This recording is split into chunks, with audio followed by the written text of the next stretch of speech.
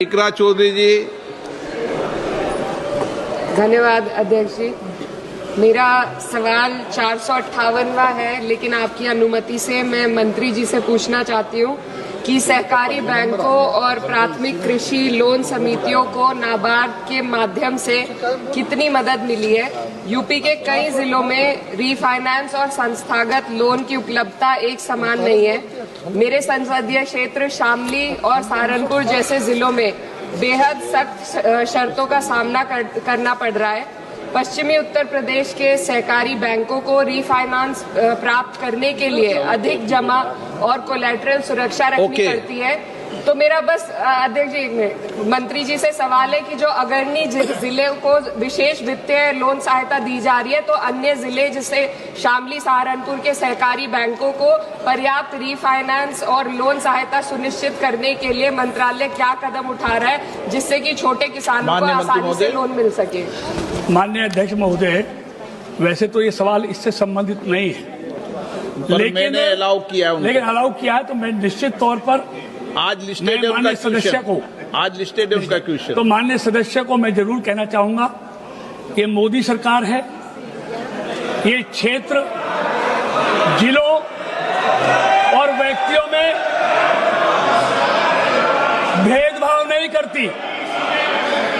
इसके लिए सबका साथ और सबका विकास इस सिद्धांत पर यह काम कर रही है।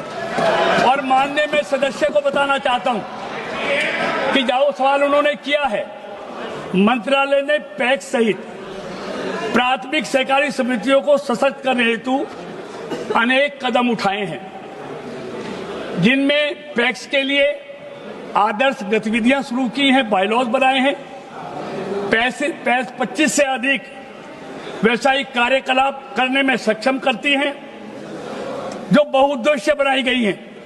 साथ ही सहकारी बैंकों की प्रौद्योगिकी अवसरता को उन्नत करने, ऋण प्रसंस्करण समय को कम करने और सेवा प्रदान में वृद्धि के लिए भारतीय रिजर्व बैंक के अनुमोदन से ग्रामीण सहकारी बैंकों के लिए सहकार सारथी योजना की गई है।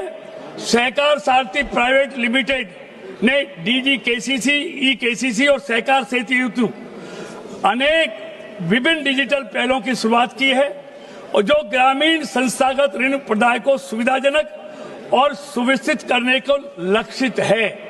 और मैं माननीय सदस्यों को यह भी कहना चाहता हूं, उनके माध्यम से सभी सदस्यों को, हमारे सहकारिता विभाग ने अगले 5 साल में 2 लाख नए पैक्स बनाने का निर्णय लिया है। मैं सबसे निवेदन करूंगा कि अपने अपने क्षेत्र में वो लोगों को, युवाओं को कोऑपरेटिव से जोड़ने के लिए पैक्स बनाएं। पैक्स के लिए देखिए माननीय अध्यक्ष जी, जैसे मैंने पहले कहा, पहले सवाल के उत्तर में 1963 से लेके मैं लोन संबंधी बताऊं, जैसे मैंने बताया पहले उत्तर में, मैं माननीय सदस्य को बताना चाहता हूं, मोदी सरकार की नीयत और नीति पर आप संदेह उत्पन्न नहीं कर सकते। मैं ये बताना चाहता हूं, आप खुद आकलन कीजिए